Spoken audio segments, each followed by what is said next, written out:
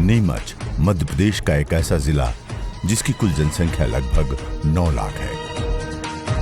यहाँ की अधिकांश आबादी का व्यवसाय कृषि है, यानी किसान बाहुल्य जिला होने से यहाँ के किसान प्रशासन एवं कृषि विभाग की जिम्मेदारियां बढ़ जाती हैं।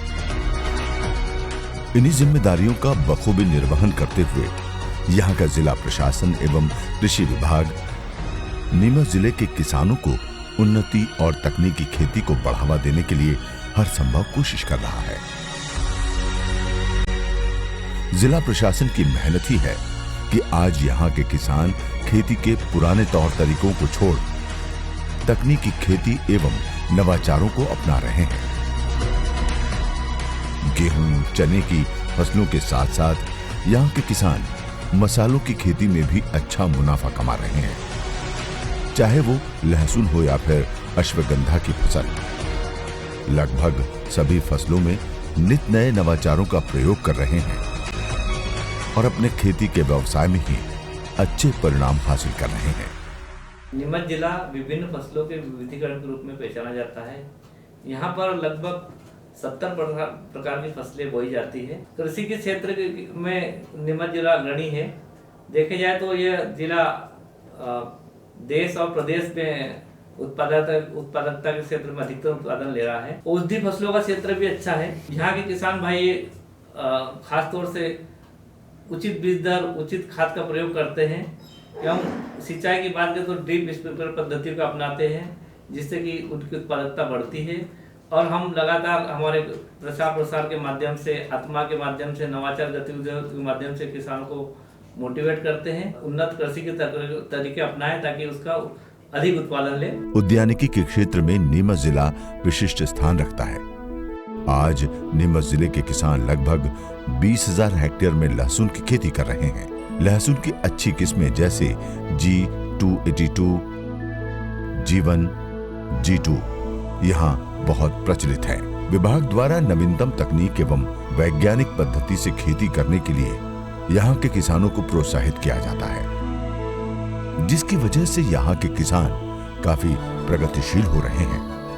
आप मेरे पीछे जो खेत देख रहे हो लहसुन का, ये लहसुन ऊँटी वाला है, फर्स्ट ऊँटी वाला, और उसके बाजू तरफ में देसी वाला है जो हमारा नॉर्मली भाषा में उसको रियावन बोलते हैं। ये हम पहले हमारे यहाँ ये लगाते थे देसी, फिर हमने ये ऊँटी वाला 5-4 साल से ये लगा रहे हैं। शुरुआत में मिट्टी परीक्षण करवाया, उस हिसाब से जो भी खाद वगैरह देना रिकमेंड होती है उसी हिसाब से हम देते हैं।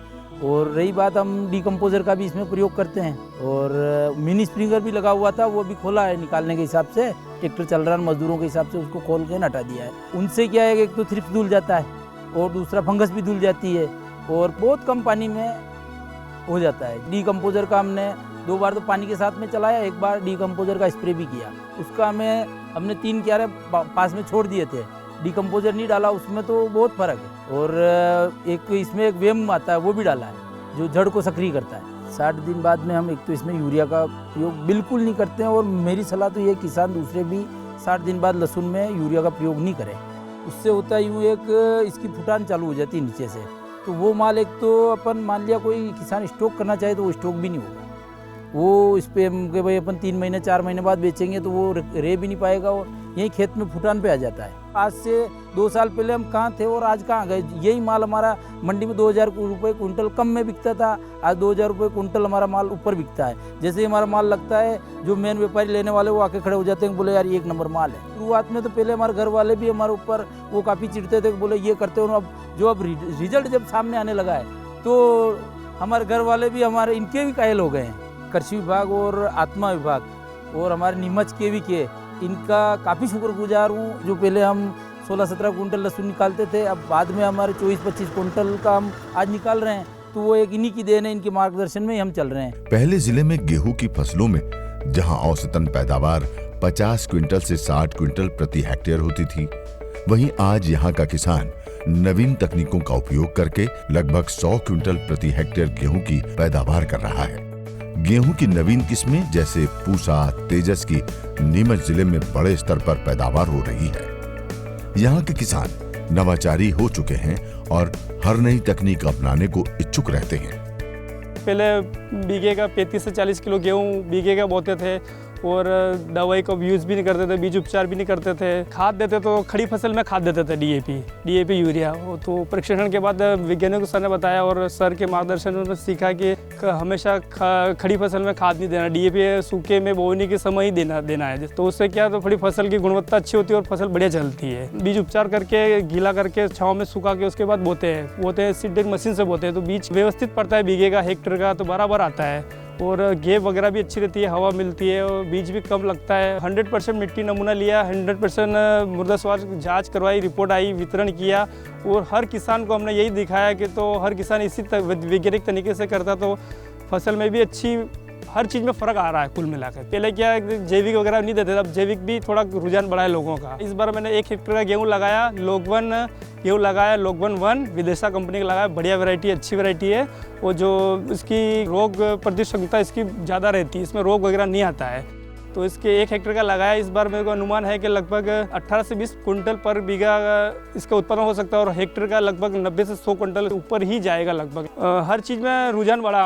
हम लहसुन भी बोते हैं, गेहूँ भी बोते हैं, पर गेहूँ में विशेष ध्यान लगाते हैं और उत्पादन बढ़ा आखिर का। सालाना जैसे हम 2 से 2.5 लाख रुपये बचते थे और इस बार अपन ने क्या हर चीज़ वैज्ञानिक तरीके से बीज उपचार करके बोए, पैदावार में फ़र्क आया और मंडी वगैरह में सब हर जगह में दिक्कत नहीं आती। तो हमारा बजट में फ़र्क आया, लगभग 1.5 गुना बजट हो गया, डबल के लगभग बजट हो रहा है हमारा। आज मेरा बच्चा खुद प्राइवेट स्कूल में पढ़ रहा है, आज उसके जैसे कि आज मैं पैसा कमा रहा हूँ, उत्पादन हो रहा, तो 4 से 5 लाख रुपये अगर मेहनत सालाना बच रहा है, तो अगर मेरा बच्चा अगर कहीं बाहर पढ़े, बाहर सिटी में, तो मैं पढ़ा सकता हूँ। जो मैंने किया मेरे गाँव वालों ने भी किया, मैंने देखा तो उनको भी फ़र्क आया। नीमच जिले की जलवायु परिस्थितियां कृषि के लिए अनुकूल हैं, जिसकी वजह से नवीन तकनीकों का प्रयोग कर यहाँ के किसान लाभान्वित हो रहे हैं। सफल हो रहे यहाँ के किसानों को देखकर आज जिले के युवक, चाहे वो इंजीनियर हो, डॉक्टर हो या विदेशों में रहने वाले लोग, आज वो सब भी अपने जिले में आकर खेती के व्यवसाय से जुड़ रहे हैं और अच्छा लाभ प्राप्त कर रहे हैं।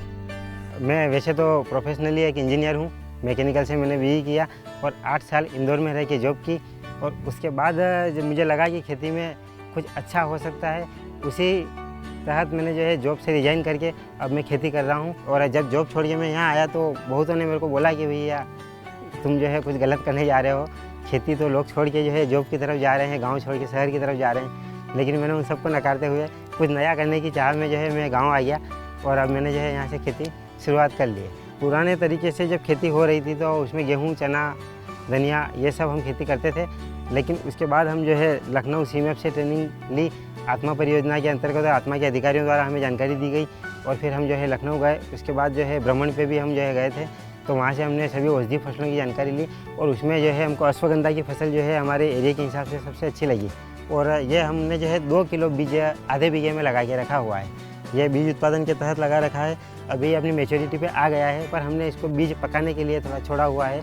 इसकी जड़ बन चुकी है अंदर और इसकी जो है मेन इस पौधे में से जड़ निकाली जाती है। ये इसमें अभी तक 5 बार पानी पिला चुके हैं और 5 बार पानी पिलाने के बाद जो है आप देख सकते हैं इस कंडीशन में है। ये अश्वगंधा की खेती में सबसे मेन जो ध्यान रखने वाली बात रहती है हमारी इसमें, जो कि हमको बताया गया कि इसकी जो है जब हम हार्वेस्टिंग करने का टाइम रहता है उससे कम से कम 1 महीने पहले हमको इसको पानी पिलाना बंद कर देना पड़ता है, ताकि उसके अंदर जो पाउडर बने जिसके लिए हम खेती करते हैं, मेन जो इसकी जड़ रहती है वो सबसे ज़्यादा काम की रहती है और वही उसी की जो है कॉस्ट अच्छी मिलती है। और इसकी जड़ की कीमत जो है अभी 25,000 से लेकर 30,000 रुपये क्विंटल तक अच्छी क्वालिटी वाली जड़ बिक रही है और इसमें जो है बहुत ही अच्छा मुनाफा है। ये आधा बीघा की जो जगह हमने लगा रखी है, इस आधे बीघे में जो है हमारा उत्पादन कम से कम सूखी जड़ जो रहेगी वो 2 से 2.5 क्विंटल तक इसका उत्पादन आने की संभावना है। और उसमें मेरे को जो है बहुत ही सहयोग मिला हमारे आत्मा के अधिकारी लोग, और अगर ज़रूरत लगे तो वो फील्ड पे भी आके हमको पूरी जानकारी देते हैं उसकी, और इस तरीके से हमको जो है पूरा सहयोग मिल रहा है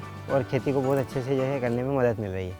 अश्वगंधा जो कि मुख्य रूप से एक्सपोर्ट की फसल है, बीच में जब वर्षा कम हुई थी, दूसरी फसलों में किसान भाइयों को लाभ नहीं मिल पाया था, उस समय जिन किसान भाइयों ने अश्वगंधा की खेती की थी उन किसान भाइयों को बहुत अधिक लाभ हुआ था, बाकी फसलों में नुकसान गया था। यहाँ पर जवाहर अश्वगंध 20 बहुत अच्छी वैरायटी है जो मंदसौर उद्यानिकी महाविद्यालय से निकाली गई है, उसका जो है यहाँ पर किसान भाइयों ने अपनाया है, उसकी खेती करते हैं। यहाँ के किसान भाइयों की विशेषता ये है कि जो प्लांट डेंसिटी है वो बहुत अच्छी रखते हैं। तो अगर कहीं पर 5, 6, 7 कुंटल उत्पादन होता है, तो यहाँ के किसान अश्वगंधा की जड़ों का उत्पादन 15 कुंटल से भी अधिक लेते हैं। जिले के जो किसान पुरानी पद्धतियों से किसानी कर रहे हैं, उनको संतुलित उर्वरकों एवं जैविक खाद का इस्तेमाल करने की सलाह कृषि एवं उद्यानिकी विभाग द्वारा दी जा रही है। साथ ही किसानों को जैविक खेती करने के लिए प्रोत्साहित भी किया जा रहा है। वर्मी कंपोस्ट स्थापना योजना के माध्यम से 1 लाख रुपए तक के वर्मी कंपोस्ट का निर्माण करने वाले किसानों को 50,000 रुपए तक का अनुदान भी दिया जा रहा है।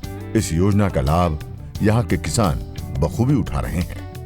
केमिकल रासायनिक खाद वाली खेती को छोड़कर मैंने जब देखा कि भाई ऑर्गेनिक खेती करेंगे तो अपने को ज़्यादा फायदा मिलेगा, पैसा कम लगेगा, अपना घर का खाद हो जाता है, तो मैंने गाय भैंस पाली और ये ऑर्गेनिक खाद शुरू कर दिया। पहले है जो खाद का बहुत 60-70 हज़ार रुपये बाज़ार में दे के आना था, अब बाज़ार में मेरे को पैसा नहीं देना पड़ता है। मेरी खेती की पर्याप्त पूर्ति हो गई और उसको बेचना चालू कर दिया मैंने। तो 500 रुपये कट्टे में खाद देता भी हूँ और मेरे खेतों में डालता हूँ, और केंचुए का बीज भी मेरे से लोग ले जाते हैं। यहाँ छाया का अच्छी व्यवस्था है मेरे बाड़े में, तो यहाँ केंचुए भी बहुत अच्छे डेवलप होते हैं। 10-12 क्विंटल धनिया वगैरह निकालते थे हम।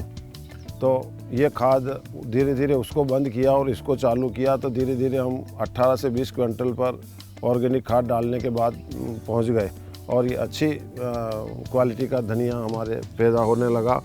और ये बाहर भी जाता है, यहाँ बाहर के व्यापारी भी आते हैं गांव में, और ये धनिया बहुत ही अच्छी क्वालिटी का बिकता है हमारा। धीरे धीरे करके और उसको रासायनिक को बिल्कुल बंद कर दिया और सारी फसलें ऑर्गेनिक। पपीता भी लगाता हूँ, ये संतरे का बगीचा भी है, संतरे में भी पूरा ऑर्गेनिक करता हूँ। 20-22 क्विंटल 1 हेक्टेयर का मैं धनिया तैयार कर लेता हूँ, 30 क्विंटल चना तैयार कर लेता हूँ, 100 क्विंटल हेक्टेयर का गेहूँ तैयार कर लेता हूँ, और अश्वगंधा बहुत बढ़िया 4 क्विंटल 1 बीघा का। इस तरह से इस काम को मैं बखूबी करता हूँ और लोगों को दिखाता हूँ। मैं विदेश भी गया था इस सिलसिले में, जैविक खेती में, तो अब तो मैं पूरी तरह से इसको काम को बखूबी निभा रहा हूँ। मेरा बच्चा भी अच्छे इंटरेस्ट रख के करता है, और मैं तो यही कहना चाहता हूँ कि हमारे आत्मा योजना में सर हमको इतनी सुविधा मिली है इनसे कि ये हमारे जो ऑफिसर हैं ये हर वक्त मोबाइल पे हमको तैयार मिलते हैं सलाह देने के लिए, और अच्छी सलाह देते हैं, और उससे मैं काफ़ी कुछ आमदनी बढ़ाता हूँ। नीमच जिले के किसानों ने सरसों की पैदावार में भी अच्छी सफलता हासिल की है। यहाँ के किसानों ने सरसों की खेती में SMI विधि का उपयोग कर 1 बीघा में 6 क्विंटल से भी अधिक सरसों का उत्पादन प्राप्त किया। SMI अर्थात चुपाई विधि में निर्धारित दूरी पर सरसों की बुआई की जाती है। नवाचारों और नई तकनीकों के माध्यम से सरसों की पैदावार में लगभग 60% की वृद्धि यहाँ के किसानों ने हासिल की है। मैं पहले आम खेती सरसों की करता था, उसमें मेरे को 2-2.5 कुंटल के करीब इनकम होती थी।